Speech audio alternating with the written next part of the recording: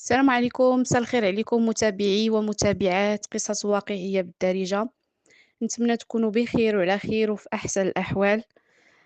القصة ديال اليوم هي قصة غريبة، غريبة بزاف. وقعت في مدينة طنجة. واحد البنت في واحد الأسرة اللي متكونة من أم وأب، وهي الوحيدة اللي عندهم، ومفششينها بزاف. سميتها شيماء. ملي كانت كتقرا في المدرسة كانت كتقرا، ماشي شي قراية، كانت مولوعة غير بالمكياج وبالحوايج وبالمظاهر، خصها تشري لي مارك الغاليين. فاش كان باها خدام، يعني كان موظف، كان كيتخلص مزيان، كان كيشري ليها وكيتهلا فيها ومفششها بزاف. ولكن ملي شد قاعود، يعني نقصت ليه الخلصة ديالو، فقال لها بزاف عليا انا هاد المصاريف، كثروا عليا المصاريف بزاف، حاولي شوية. ولكن هي أصلًا أمها حاكمة فيه، كتقول ليه: "لأ شري ليا لبنتي، خصها بنتي تلبس، خصها بنتي تخرج، خصها". المهم أمها أصلًا جلاخة وهي جلاخة أكتر منها. صافي كدابز مع البنات في المدرسة، ما كتهضرش مزيان بحال البنات. ما كانتش كتصاحب مع الدراري، ولكن كانت قبيحة بزاف وكتصاحب مع البنات وكدابز معاهم. بقات شيماء. جا وقت الباك، دوّزات الباك، نجحات غير بالزز.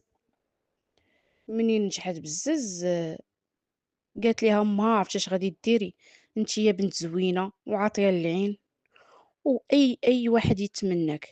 منين بغيتي تعيشي حياتك وبغيتي تشري الحوايج الغاليين وبغيتي تاكلي في البلاصة الغالية وتسافري وديري، شوفي لك شي واحد لاباس عليه، تزوجي به وصافي. مريضنا ما عنده باس، باك راه ما بقاش قادر على هاد المصاريف كاملة.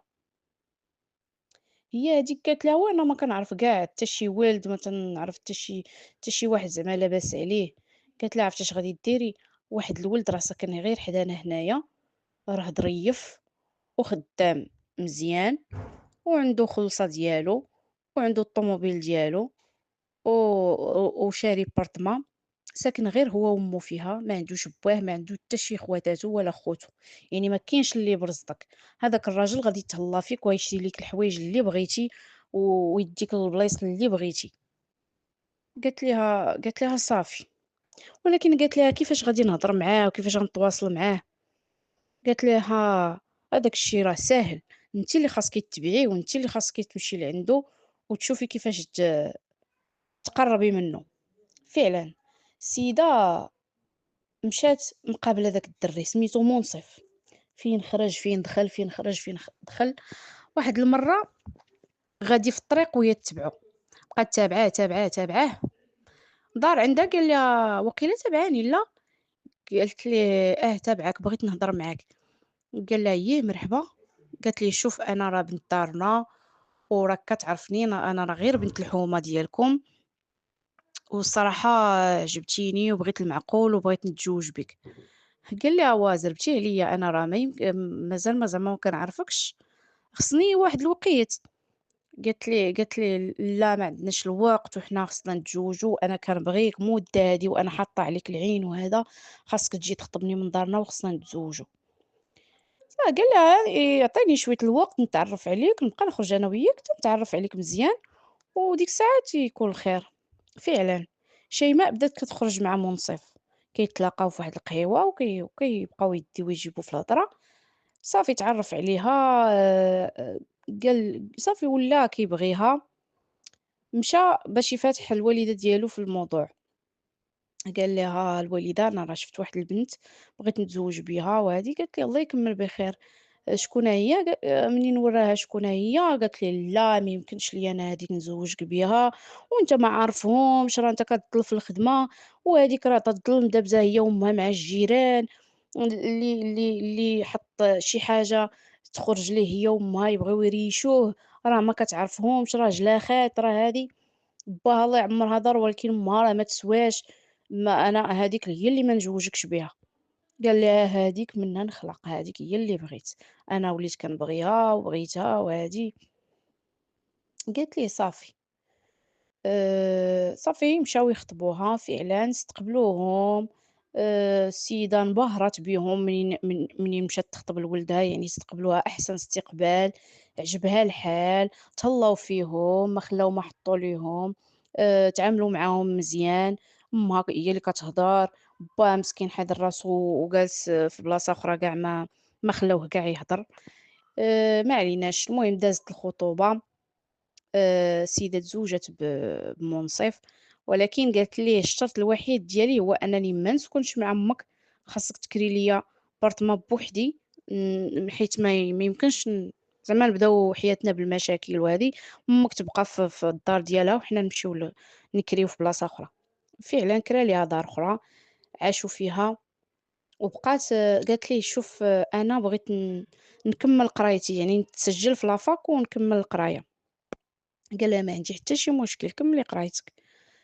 العام الأول تسجّلات في لافاك، بقات كتمشي وتجي، تمشي وتجي، هي أصلًا ما عندهاش مع القراية، غير كتمشي، كتلبس وكدير المكياج تطلق شعرها وتمشي، كتمشي وتجي وصافي. المهم دوّزات العام الأول ما نجحاتش، بقى كيخاصم عليها، قال لها: "وشوفي شحال الفلوس خسرت في الترونسبور وفي الماكلة ديالِك في هادي، راه ما يمكنش لِك صافي إلا ما كنتيش غادي تقراي بلاش ما تكمّليش، خلّيك جالسة في الدار قابليني وقابلي دارك ومريضنا ما عنده باس." هي داك الشي اللي بغات وتمنات ما لقاتوش في منصف، ما لقاتش ديك السفريات اللي بغات ودوك الحوايج ديال لي مارك اللي بغات، ما لقاتش داك الشي اللي بغات. وقالت لي: "لأ أنا بغيت نقرا وبغيت نكمّل قرايتي، غير صبر عليا هاد العام، راه غادي نتسجّل عاوتاني في لافاك وغادي نفاليدي مزيان وغادي نقرا." ما عليناش دوزات العام التاني. تا هو بزز، ما نجحاتش. العام التالت بدات كطلب فيه وكترغب فيه، عافاك وهذا راه يخليني، راه ما يكون غير الخير.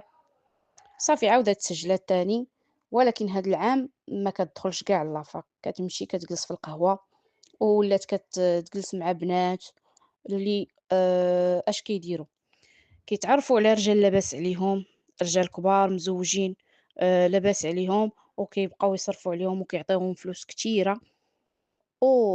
صافي هذا هو اللي كيديروا. صافي حتى هي مشات معاهم في ديك الطريق، تعرفت على واحد السيد سميتو أحمد. هاد السيد لاباس عليه، عنده فيلا، عنده طوموبيل واعرة، عنده معامل. المهم السيد لاباس عليه. فأحمد انبهر بشيماء، عندها 21 عام باقا صغيرة. بدات كتحلون عليه في الهضرة. صافي بقى معاها قال لها: "أنا باغي نتزوج بيك." وهذه قالت ليه: "وأنا والديا ما غاديش يزوجوني دابا وأنا باقي صغيرة، يلاه عندي 21 عام ما يمكنش ليا نتزوج." قال ليها: "لا ضروري نتزوج بيك، أنايا بغيتك مرا تانية حيت أنا عندي مراتي وعندي وليداتي، ولكن أنتِ نزيدك للمرا التانية." قالت له: "ويلاه بغيتي تزوج بيا بشرط ما نقولهاش لوالديا ونتزوج بيك." فعلًا مشات زورات وراق باش دارت معاه عقد واحد آخر، وتزوجت بيه بلا خبار والديها وبلا خبار منصف اللي هو راجلها. وولات كتمشي تتلاقى معاه في واحد البارتما كراها، وبدات كتلاقى معاه في ديك البارتما ساعة ساعتين 3 السوايع وكتمشي، كتقول ليه: "راه دارنا ما في خبارهمش خاصني نمشي." فعلًا حتى هو لقاها من الجنة والناس، يعني كيمشي لدارو عادي، وملي كيبغي شيماء كيعيط عليها كتجي عندو للبارتما اللي كاري، كيدوز معاها واحد 3 السوايع 4 السوايع وكيمشي في حالاتو. فعلًا بقى مدة. السيد منصف ولا كيشك في مراتو، السيدة كتخرج مريحة مصايبة مقادة، ولات كطلب منه أنها تبات على برا، كتقول ليه: "راه صاحبتي مريضة خصني نبات معاها، راه صاحبتي مات ليها باها خصني نجلس معاها والنفسية ديالها خايبة، خاصني نواسيها وخاصني هادي." المهم مرة كتمشي تبات في الزنقة. هو بحكم الظرافة ديالو ماشي داك الراجل الحراش، ماشي داك الراجل الواعر، يعني فين ما مشات فين ما قالت ليه بغي نمشي كتمشي. مابقاتش مهلية في دارها، مابقاتش مدياها فيه كاع، بحكم أن السي حمد كيعطيها كلشي اللي بغات، حوايج لي مارك، آآ الروايح ديال لي مارك، أي حاجة بغاتها حلّت عليها فمها إلا والسي حماد كيعطي عليها. واحد النهار منصف صافي الشكوك ديالو بدات كتزيد، شك في مراتو بزاف. جا واحد النهار قالت ليه: "شوف راه واحد صاحبتي مات ليها باها وغنمشي نبات معاها اليومة." قال لها: "ماشي مشكل سيري." السيدة مشات لبسات أحسن ما عندها ماكات، قادات الشعر، صافي وهو بقى تيشوف فيها تيقول واش هادي غادية عند صاحبتها ميت ليها باها ولا خارجة للبار ولا فين غادية. ما عليناش، مشات، هي مشات وهو تبعها، هز الطوموبيل وتبعها، بقى غادي، غادي، غادي، هي غادية حتى تلاقات مع أحمد، ركبات معاه في الطوموبيل بقى تابعهم.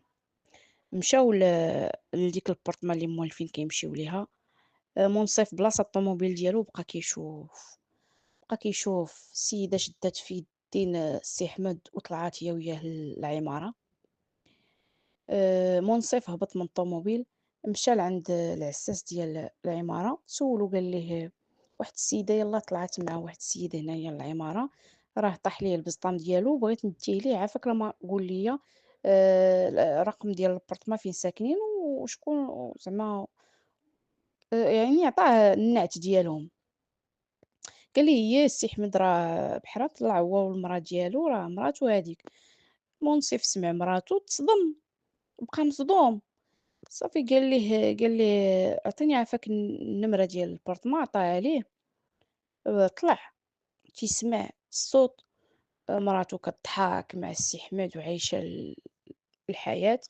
هبط مشى لدارو، بايت ما ناعش.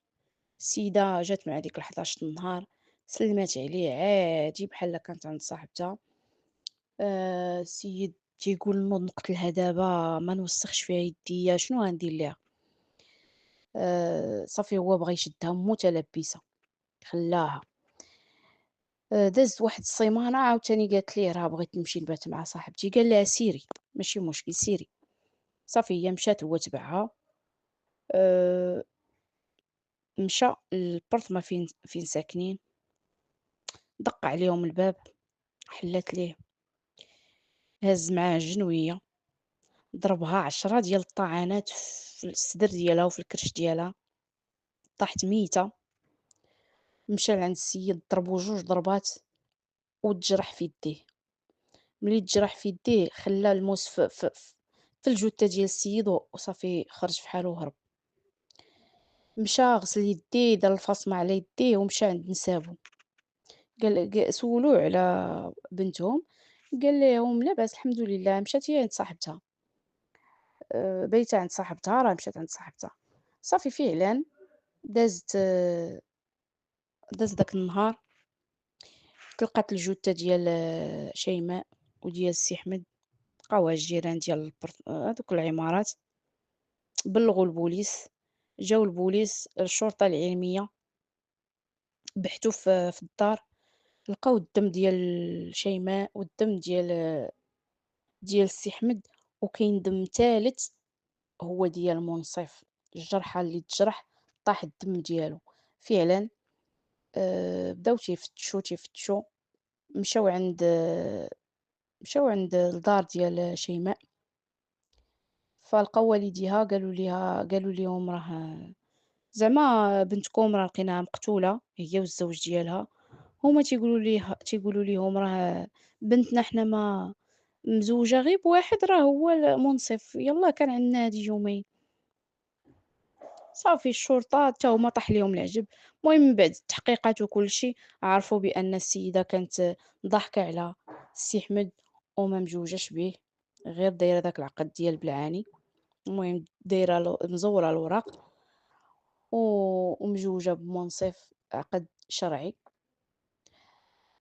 ومشات على عينيها ضبابة، قتلها راجلها وقتل العشيق ديالها، أولا بالأحرى الزوج ديالها التاني، لأن هي عند بالو راه مجوج بها. منصف حكموا عليه بالمؤبد لأنه قتلهم بجوج. وهذه هي القصة ديالنا ديال اليوم، نتمنى تكون عجبتكم ونتمنى نكون خفيفة على قلبكم، وعاونوني بالبارطاج، وتصبحوا على خير.